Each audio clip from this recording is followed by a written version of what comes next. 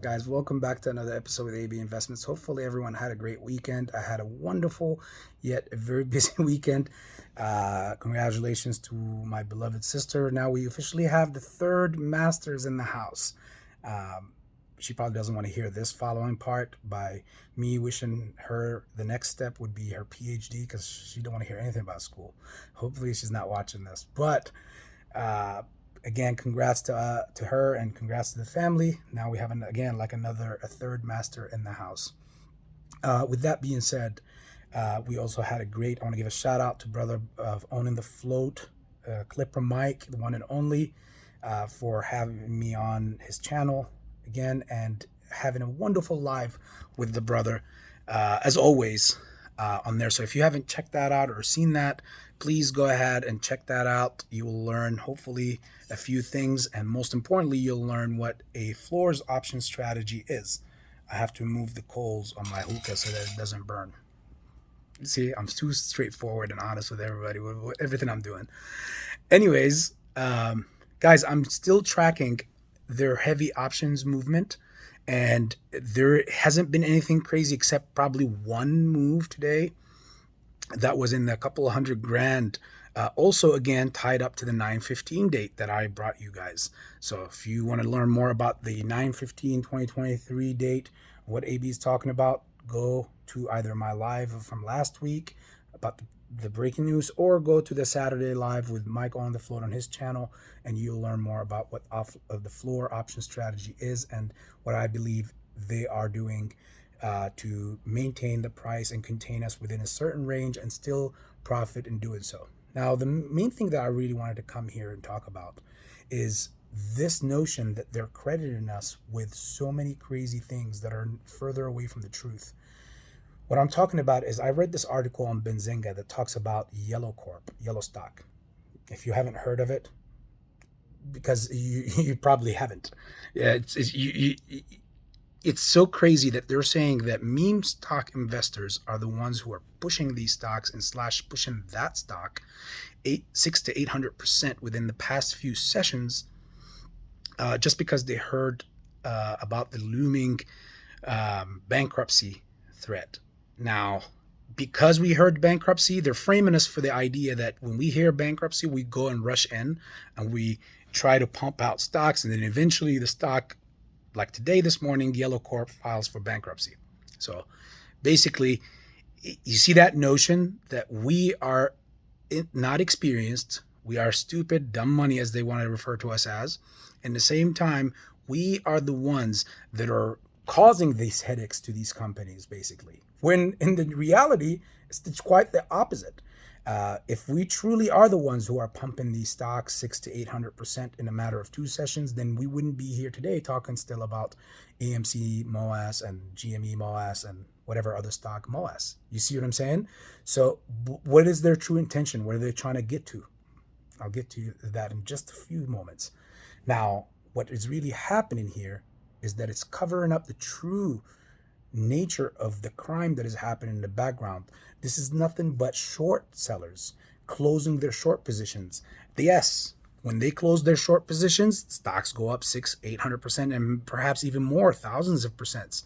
God knows how much. Now, the reason why that's happening with yellow is because really there isn't much retail interest in there. Um, they're able to walk in and walk out at the price that they want. Now, in the same time, what they do is they go and borrow these shares at higher prices and they dump them short. And when it gets down to these unimaginable low prices, before the company goes completely bankrupt, one by one, they start closing their short positions, buying back shares, which creates buying pressure, sending the stock price up. And then they return it, and the difference between where they borrowed it from to where they bought it back at is their ultimate profit. And that's their basically profit that they go with. Now, even better, instead of letting it completely go bankrupt, like this morning, it filed for bankruptcy. By the price going right back up again, they get to keep this company lingering around on the threat looming of bankruptcy because they could continue to use it as a short cow, like continuously pump it up and short it again. Why not squeeze every bit out of it? You see what I'm saying? In the effort by labeling these articles like from Benzinga saying that we are the ones who are pumping it in an effort to lure some retail traders to think that, oh, this thing is squeezing, let's go jump in. And sadly, there are some content creators who are pushing stupid nonsense like this, making people think that, yeah, you know what, might as well put a couple $100. Well, guess what? It might not affect me, but that notion is what they're after, these shorts. They're like, if 100,000 people put in a couple $100 each, there you go. There's a few $1,000,000 that they can extract out of this stock yet again and continue to do so more and more and use it again. It's a model. It's a model. And the reason why they're saying, they're framing us for this, that the stock is pumping, instead of just giving the true nature, saying that shorts were closing after they brought the price to record levels and the company to the verge of bankruptcy here. Again, it's a trucking company. This is the motor and the engine of our freaking great country. They shorted it down to basically nothing now, to bankruptcy. And the reason why they masked that away is because the shorting model has been getting a lot of bad rep and bad credit. So they can't continue to share the true nature. So instead, they credit us with something we didn't even do. But in the same time, it acts as hitting two birds with one stone.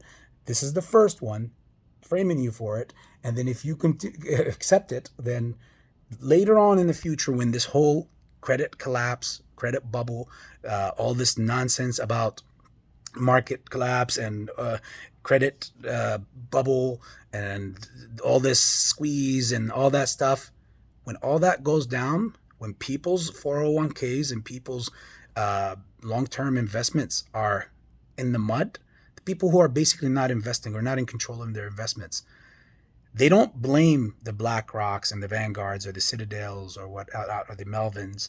They will point the finger at us. We're the ones who are coming to cause these havocs on the stock market because we're just jumping in and just putting money and pumping out the stock. And people will start looking around and say, you are the reason, looking at me and you, saying you are the reason why my family is going through these hardships without knowing. Because again, rightfully, they're not as involved with the stock market. So therefore, they're not going to sit there for days to understand everything we went through to understand in the last 2 to 3 years.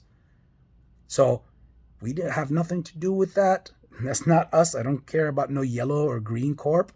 It's unfortunate. It's a shame. The true nature here, the true crime here is that shorts are closing their short positions, send the stock up right before the announcement of bankruptcy, which is another corruption because somebody knows something that they shouldn't ahead of everybody else. But that's the world that we live in. And then more importantly, they're trying to frame us for being the ones that are pumping the stock when in reality, the next day, it freaking files for bankruptcy. Shorts, when they frame us for something, and if we accept that gown, then later on we will be targets for exactly everything that is happening wrong within the country. So hopefully you guys have gathered a couple of things. If you have any comments or questions, please put them in the comments section. I'll catch you guys tomorrow for the earnings in the after hours. Much love, AB Investments.